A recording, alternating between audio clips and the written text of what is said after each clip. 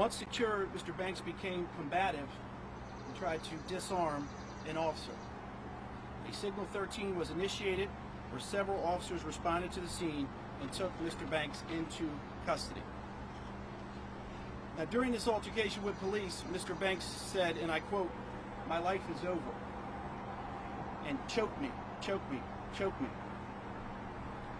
An arrest warrant was obtained charging Eric Banks with first and second degree assault, reckless endangerment, disarming a law enforcement officer, resisting arrest, and failing to obey a lawful order at that time. This was in regards to that Signal 13 that was called.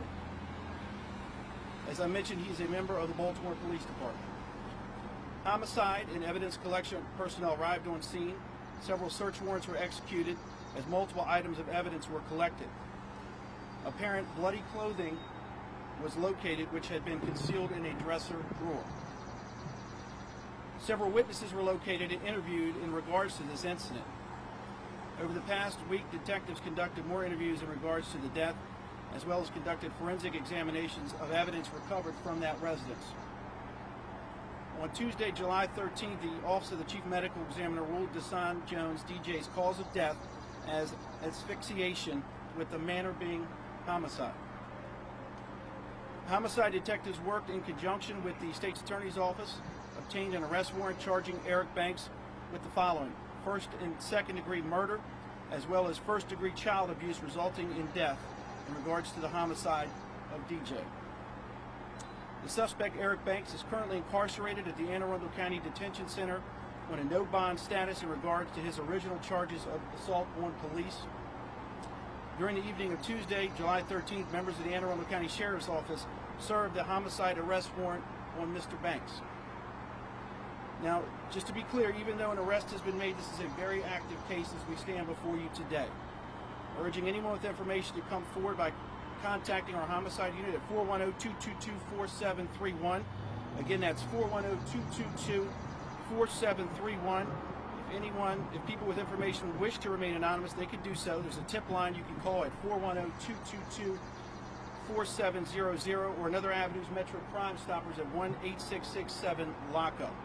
So again, that's the update that we have at this time.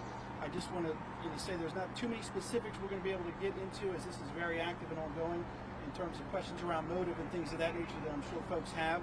At this time, I would like to turn it over to Chief Howard, who wants to speak to what she can too. She has a message for the community and the family, and also she'll mention some other details to the extent that she can. Chief. Good morning, everyone. I'd like to preface my remarks with the fact that this is absolutely a heartbreaking, traumatic, and horrific case. We continue to lift DJ, and I ask that the community does the same, his family in prayer, as our hearts ache for his grieving mother and his younger siblings. Our hearts also go out to all who loved him, his Glen Burnie High School family, and his neighbors who loved him dearly, and the community at large. This was a young man with a bright future, yet his life, as his life was intended to live, was tragically taken. DJ had just completed his freshman year in the Biomedical Allied Health Program at Glen Burnie High School. He took great pride and excelled in his academics. He was a magnet student and was an accomplished violinist. And quite frankly, I can't think of any more beautiful an instrument to play than the violin. That speaks volumes to this young man's community. His friends have also spoken to his character as someone who would not hesitate to help others. He had a contagious smile and a very keen sense of humor. He was able to light up a room. Our crisis intervention team responded to the scene that evening. They provided assistance and support not only to the family, which was their first priority, but also to the community members, his neighbors, who were struggling with and processing what had just occurred with very little information. And then our officers, who experienced their own level of trauma in rendering first aid. I personally went to the scene that evening, and I could not be more proud of our officers and their response, their tenacity, and exercising their due diligence in investigating this case. At any moment, they could have accepted an answer that they were given and walked away, and they did not. They kept asking questions. I can tell you there's body-worn camera footage of this incident that's part of the investigation. It's not something we'll be releasing.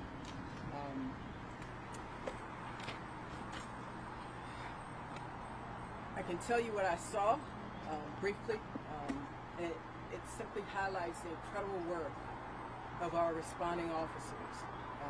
These officers canvassed the area, looking for DJ. They could tell something was awry, was amiss. Things just weren't adding up after speaking with the suspect, DJ's stepfather. And they were initially told by Mr. Banks that DJ left the residence without his belongings. But their persistence in canvassing the neighborhood ultimately led to a consent search, which led them to locate DJ in the home in an upstairs access panel to get to the attic. To get access to the attic. In the video, I can hear one of our officers calling out, DJ, DJ. Mr. Banks was immediately taken into custody, only to become combative, extremely combative, and he attempted to disarm one of our officers.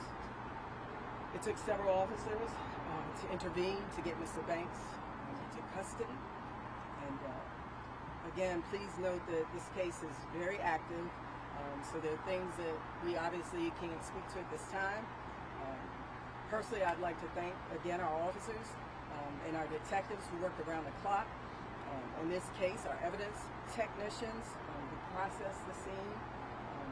And I'd like to extend a special thanks to the Office of the State's Attorney and the Office of the Chief Medical Examiner's Office in Baltimore for their coordination, cooperation, and lastly, the leadership for the Baltimore City Police Department.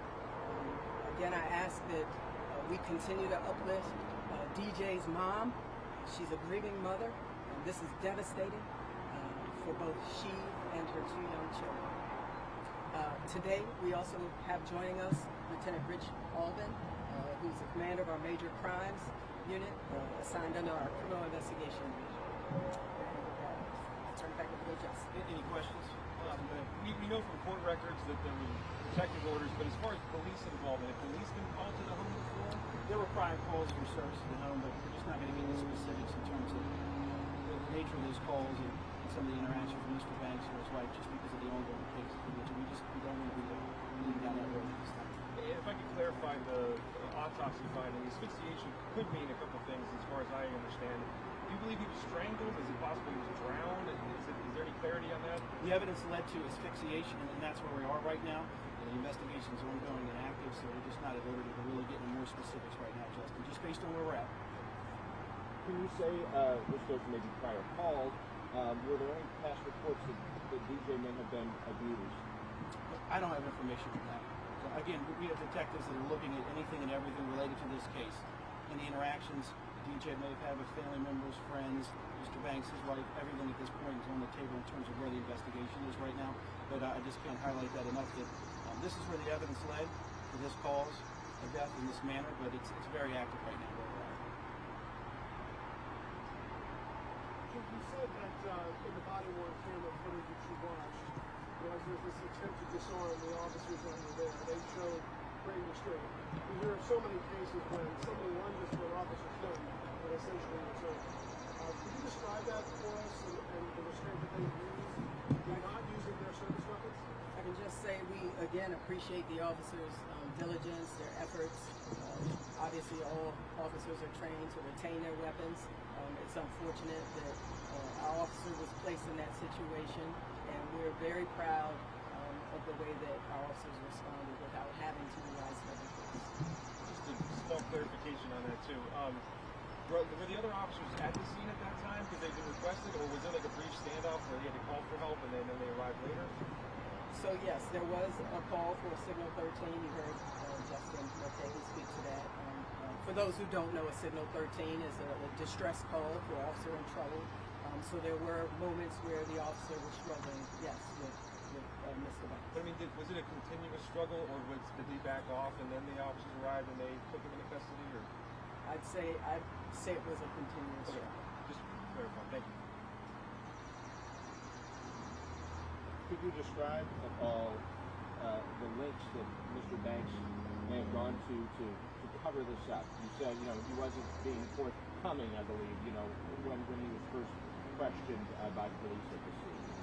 I can't go into the specifics, but I can say with confidence he was very deceptive throughout the engagement. Any other questions? What else can you tell us about Mr. Banks? Other than what we already know, he's a Baltimore City Police officer, and I know that he is actively suspended without pay, according to the Baltimore City Police Department. Hi, I think you have a question you may have already answered it, so I apologize. But are you able to provide any detail in terms of what led up to this asphyxiation? I saw in the court documents with the order of protection. Mr. Jones's mother talked about how he had taken his phone. Mr. Banks had taken the teen's phone. Is this some kind of physical altercation that you all believe occurred? Again, we can't speak to specifics right now. Our investigators are exercising again their due diligence. There will be no stone unturned, but it's still very much an active investigation. Everybody good? Thank you, everyone. Thank you. Thank you.